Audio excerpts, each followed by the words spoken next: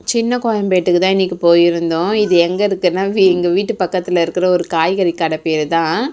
ஃப்ரெஷ்ஷாக இருக்கும் உண்மையாகவே காய்கறிலாம் இங்கே எல்லாமே இருக்கும். இங்கே இருக்காத காய்கறிங்களும் இருக்காது.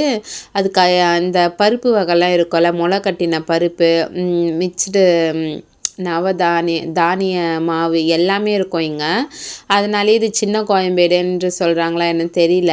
ஏன்னா பழமும் இருக்கும், காய்கறியும் இருக்கும், எல்லாமே இருக்கும் இங்கே. அதனால் ரொம்ப நல்லாவும் இருக்கும். அங்கே தான் போயிருந்தோம் காய்கறி வாங்கலாம்னு சொல்லிட்டு.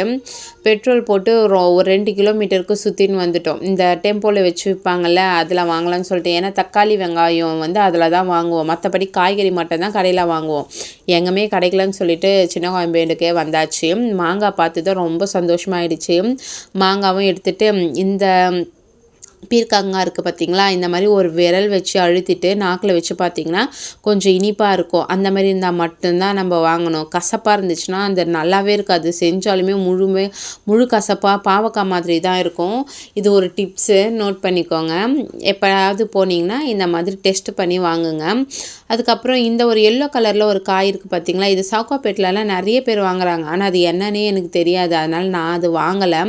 வீட்டுக்கு வந்தாச்சு. இந்த காலிஃப்ளவர் பூ ஒன்று வாங்கிட்டு வந்திருந்தேன். இது 30 ரூபா தான். நாங்கள் ஒரு பீஸு எது எடுத்தாலுமே 30 ரூபா தான் அப்படின்னு சொல்லிட்டு 30 ரூபா. இது கொஞ்சம் சீப்பு தான், இது பரவாயில்ல 30 ரூபாய்க்கு. நான் பேசிகிட்டு இருக்கேன், தனியாக என்னை தள்ளி விட்டுட்டு பாட்டுன்னு உக்காந்துட்டு இருக்கேன். நான் அதையே கவனிக்கல, இந்த வீடியோவில் தான் பார்க்குறேன் நான்.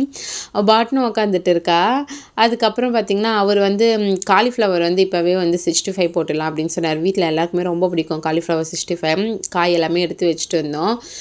எடுத்து வச்சுட்டு 65 எல்லாமே ரெடி பண்ணிவிட்டு போட்டாச்சு. என்னன்னு தெரியல, மாவு கலந்து போட்டேன், புளிப்பாக இருக்குது கொஞ்சம். ஆனால் காலிஃப்ளவர் இதுதான் இன்றைக்கி நைட்டு நம்ம வீட்டில் டின்னர்.